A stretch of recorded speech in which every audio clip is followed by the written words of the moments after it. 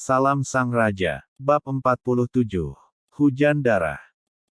Terengah-engah para prajurit, jeritan orang-orang yang terluka, teriakan para perwira, suara logam yang bertabrakan dan pecah, suara-suara ini yang biasanya menyebabkan dinginnya tulang orang-orang bergabung bersama di bawah dinding pertahanan dan membentuk simfoni yang mematikan. Sorak-sorai datang dari dinding pertahanan, terlalu sulit untuk ditahan. Semua ketakutan dan kekhawatiran mereka berubah menjadi sorakan keras. Serangan kapak seperti dewa menghantam formasi menara perisai naga tombak, tetapi juga mengenai jantung semua orang di dinding. Itu seperti api obor dalam kegelapan, itu memberi mereka harapan dan menyulut darah dan jiwa mereka. Di dinding pertahanan, semua orang tahu milik siapa kapak itu. Semua orang tahu wajah siapa yang berada di bawah helm itu, karena semua orang telah menyaksikan Raja Muda dan pemberani itu meluncur ke bawah tembok pertahanan dan berdiri di depan orang-orang itu. Punggungnya menghadapi para pengikutnya saat ia menghadapi musuh-musuh yang paling kejam. Semua orang di dinding menangis. Mereka berteriak, melompat, dan melemparkan tangan mereka ke udara dengan liar, seolah-olah mereka bisa memberdayakan orang-orang pemberani yang menyerang musuh dan bertempur bersama raja mereka. Di sisi lain Sungai Zuli, ksatria bertopeng perak itu merasa muram. Sikapnya menonton pertunjukan yang bagus dengan percaya diri menghilang. Ekspresinya seperti mengetahui bahwa dia menggigit batu yang keras dan menggigit giginya setelah menggigit sepotong daging yang lesat. Setelah kapak itu terlempar, jantungnya berdetak lebih cepat dan dia tahu ada sesuatu yang salah. Formasi perisai menara yang dia banggakan bahkan tidak tahan selama 1 detik, dan dihancurkan oleh musuh. Kemudahan mereka untuk mengisi formasi adalah tamparan besar ke wajahnya.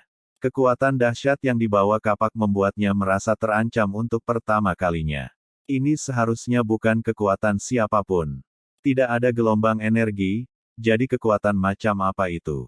Ksatria hitam, turunkan komandarku, tinggalkan formasi depan yang kacau dan berubah menjadi lock formation, pastikan untuk menyelubungi mereka.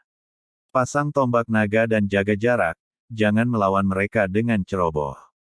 Ksatria bertopeng perak itu menenangkan dirinya dengan cepat dan menunjukkan kemampuan adaptasi yang tepat dan menjalankan rencana lain.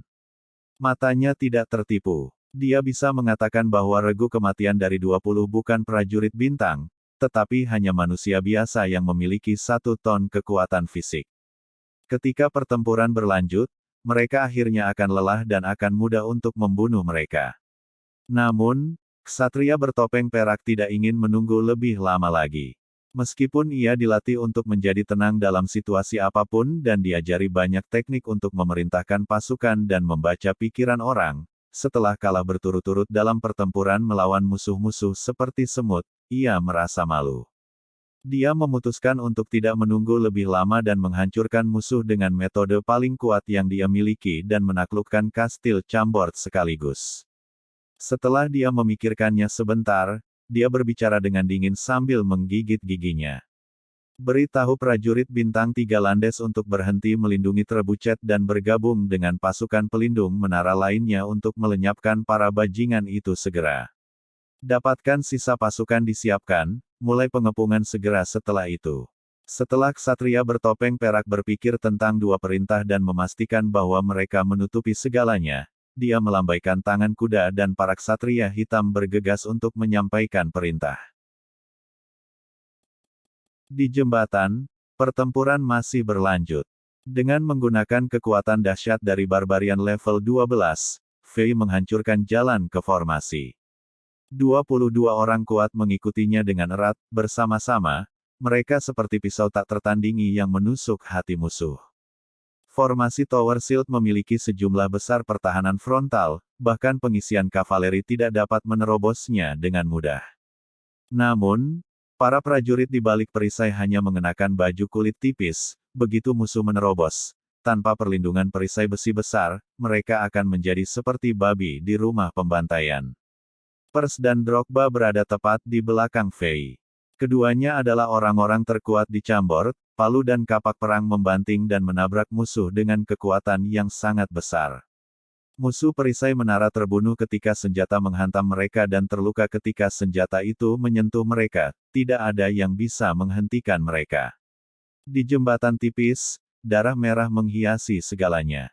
Dimanapun regu kematian pergi berubah menjadi kekacauan. Karena pembatasan medan, meskipun ada lebih banyak musuh, mereka tidak dapat mengelilingi Fei dan orang kuat dengan baik. Lebar jembatan hanya bisa menampung sekitar 15 orang, sehingga jumlah keuntungan mereka tidak dapat dimanfaatkan dan mereka memiliki kelemahan.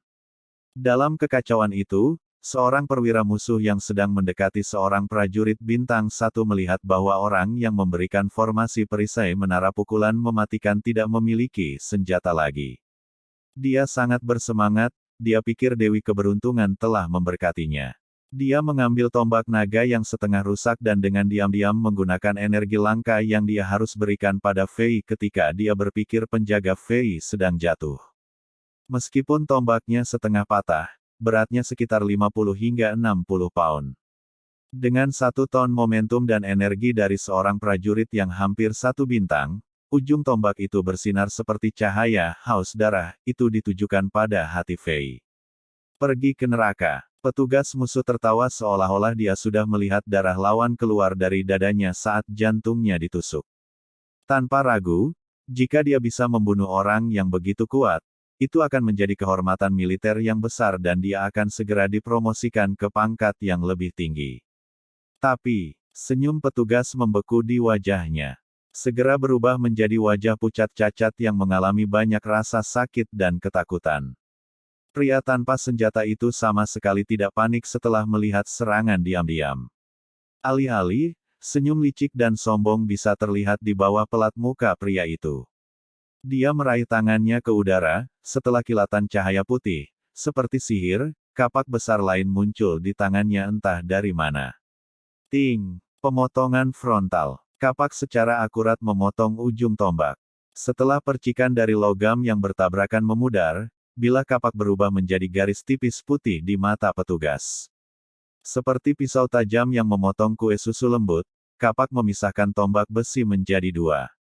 Dengan momentum yang tersisa, kapak juga menembus tubuhnya. Dia merasa kedinginan. Tombak naga, petugas itu. Kapak melewati mereka berdua dengan mudah. Setelah jeda singkat, mereka berdua terpisah menjadi 2 bagian. Tidak mungkin darah itu bisa berhenti. Organ internal pria merah cerah, anggota tubuhnya menutupi tulang putihnya, dan tombak naga yang panas jatuh kemana-mana. Darah di udara menyentuh tombak yang rusak, yang masih dipanaskan karena gesekan tinggi dari tabrakan. Itu berubah menjadi awan uap berdarah. Lebih banyak darah tumpah ke tombak, dan uap yang dihasilkan hampir memenuhi lingkungan mayat. Udara benar-benar merah dan berbau mengerikan. Bersambung.